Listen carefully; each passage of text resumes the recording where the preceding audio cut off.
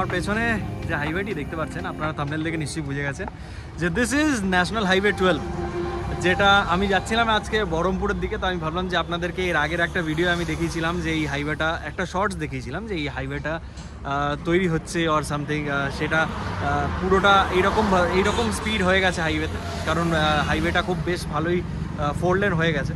তো আমি বলেছিলাম যে সেই ভিডিওতে যে আপনাদেরকে আমি দেখাবো, একটা ড্রোন ভিউ নেওয়ার চেষ্টা করব, কিংবা আপনাদেরকে দেখাবো যে কেমন কনস্ট্রাকশন হচ্ছে, বারাসাত থেকে কী কন্ডিশন রয়েছে। তো আজকের ভিডিও আপনারা পুরোটা দেখতে পারবেন অ্যান্ড একটা ড্রোন ভিউয়ের মজা নিতে পারবেন আপনারা। সো চলুন, আমি বেশি না বলে আপনারা ভিডিওটা গিয়ে এনজয় করুন।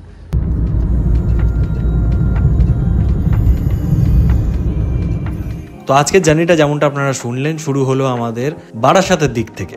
বারাসাত থেকে আমরা জাস্ট বেরোচ্ছি, মানে কলোনি মোড় ক্রস করে বেরোচ্ছি, এবং এখানে আমি দেখতে পাচ্ছি যেমনটা আগের ভিডিও বলেইছিলাম যে এই জায়গাটায় 4 লেন রয়েছে, মানে কড়াই রয়েছে আপাতত মিরহাটি পর্যন্ত। দেখতে পাচ্ছেন কথা বলতে বলতে মিরহাটি পৌঁছে গেছি, এবং মিরহাটির কিছুটা পরে গিয়েই আবার 2 লেন আরম্ভ হয়ে যাচ্ছে।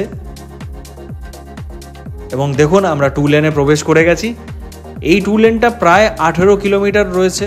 18 কিলোমিটার রাস্তা এখনো পর্যন্ত তৈরি হয়ে ওঠেনি। তো সত্যি বলতে এই রাস্তায় একটু তো অসুবিধা হয়, স্পিড কমে যায়, কারণ আপনারা দেখতেই পাচ্ছেন এইরকম ভিড় এবং এরকম জনবহুল এলাকার থেকে আমাদের যেতে হয়, এবং এই রাস্তা থেকেই কত বড় বড় বাস, কত বড় বড় লরি, গাড়ি এবং তার সাথে টোটো তো রয়েছে। তো তার জন্য এখানে স্পিড কমে যায়, আস্তে চালাতে হয় গাড়ি। প্রায় বলতে পারি মিরহাটির কিছুটা পর থেকে নিয়ে একেবারে বড় জাগুলি পর্যন্ত এরকমই 2 লেন রয়েছে। তারপরেই সামনে দেখতে পাচ্ছেন 4 লেন চলে এসছে, এইখান থেকে আরম্ভ হয়ে যাচ্ছে 4 লেন। তো আমি আর বেশি ফোনের ক্যামেরায় আপনাদেরকে ভিউ না দেখিয়ে এবার সুইচ করি ড্রোন ভিউতে।